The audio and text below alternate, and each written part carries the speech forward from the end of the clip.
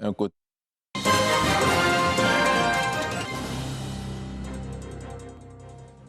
Samedi 11 décembre 2021, mesdames et messieurs, bonjour et merci de regarder RTI 1. Il est 6h30, l'heure de vous informer. Le président de la République, Alassane Ouattara, s'est entretenu hier vendredi avec le ministre malien des Affaires étrangères.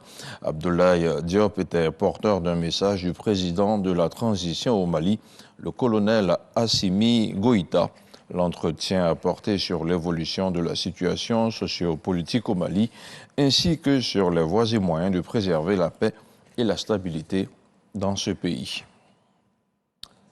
Autre chose à présent, après la découverte du champ pétrolier au large de Jacquesville il y a environ 2 mois, la Côte d'Ivoire et le groupe Eni viennent de signer 2 protocoles d'accord. La cérémonie de signature s'est déroulée vendredi au palais présidentiel en présence du président Alassane Ouattara. Ces protocoles portent respectivement sur la formation et l'agriculture. On en sait davantage avec ce reportage de Jérôme Kofi Abolan. Dans 2 ou 3 ans, la Côte d'Ivoire va compter parmi les pays grands producteurs de l'or noir grâce au champ pétrolier Baleine au large de Jacquesville. 2 protocoles d'accord pour marquer la phase d'exploitation de ce champ ont été signés ce vendredi au palais présidentiel, seulement 2 mois après sa découverte. Il s'agit en fait d'un contrat de partage de production. Le président de la République de Côte d'Ivoire, Alassane Ouattara, et le président directeur général du groupe Eni ont salué à sa juste valeur l'événement. On est venu ici à annoncer la découverte au président et en 2 mois, ça c'est extraordinaire.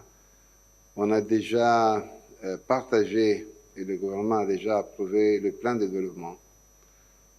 C'est quelque chose d'extraordinaire. Normalement, il faut 1 an, 2 ans pour arriver à approuver, surtout pour un champ si important, plus de 2 milliards de ressources en place. La stratégie contractuelle déjà approuvée. Et nous, on a établi tout le parcours et on s'est engagé en 16 mois, depuis la découverte, à mettre en production la première phase du projet. Dans les années à venir, la croissance économique sera encore plus forte. La pauvreté sera encore en plus forte réduction.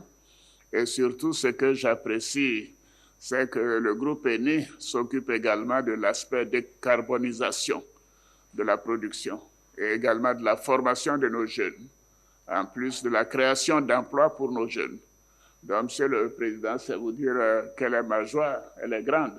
Je voudrais vous féliciter et dire que nous connaissons le sérieux du groupe Eni, qui est reconnu par tous, et je sais que ce sera une collaboration fructueuse. Je vous réitère toutes mes félicitations et toute notre reconnaissance, et on attend d'avoir les effets positifs de cette grande découverte. Comme signataire du premier protocole pour la partie ivoirienne, Thomas Camara, ministre des Mines, du Pétrole et de l'Énergie. Et pour la partie Eni, le directeur général d'Eni Côte d'Ivoire, Sergio Laura.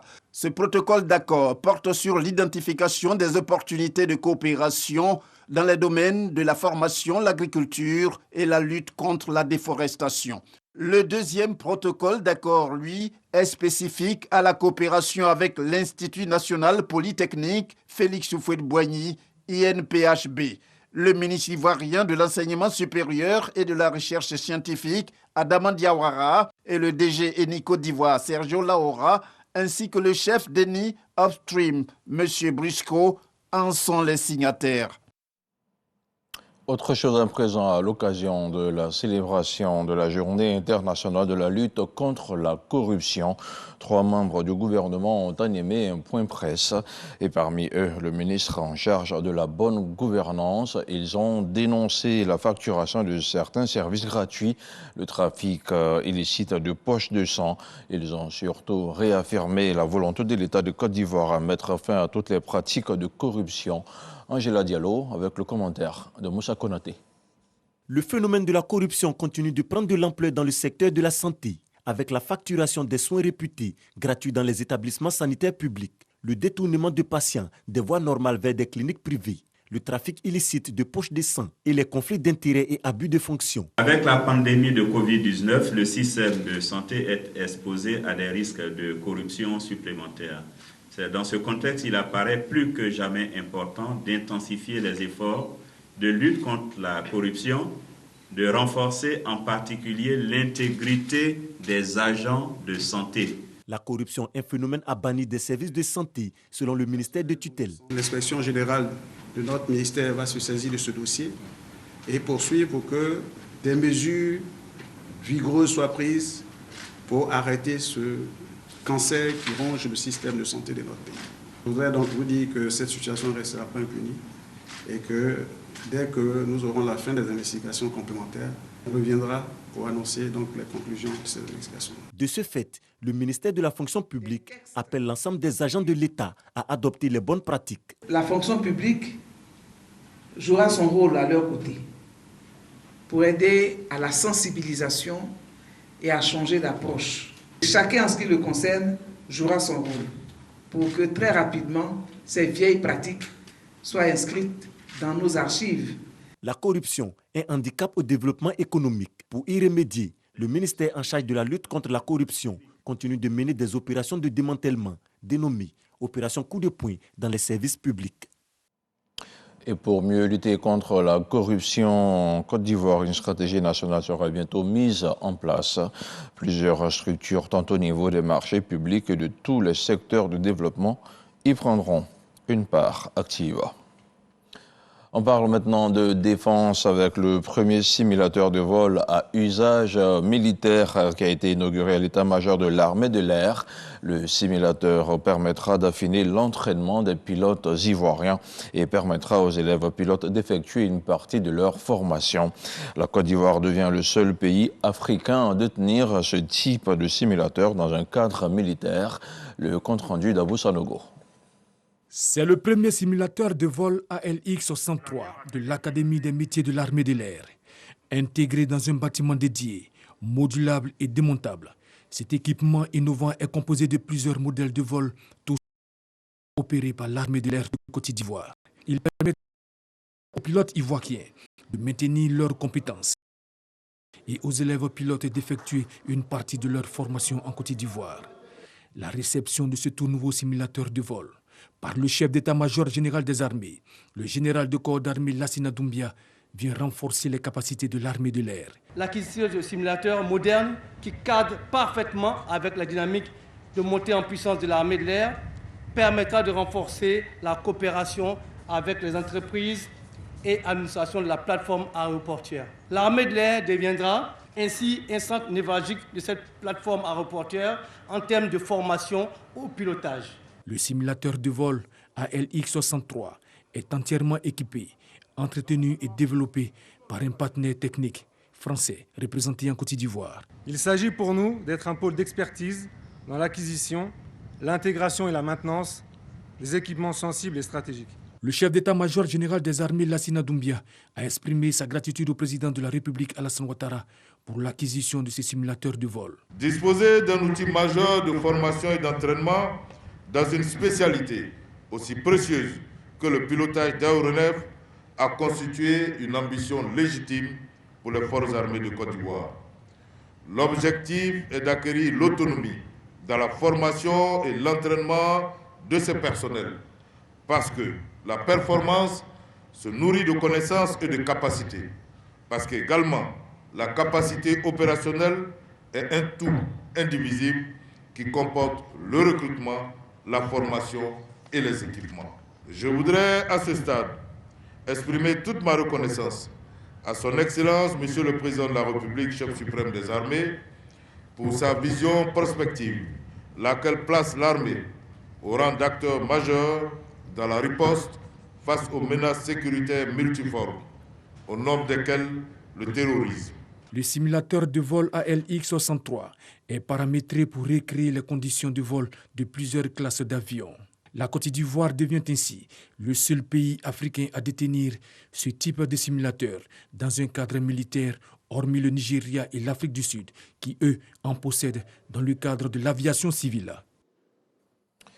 On parle maintenant d'infrastructures routières dans le district d'Abidjan. Le tronçon Cité-Cyr CHU d'Angré a été ouvert à la circulation dans la commune de Cocody.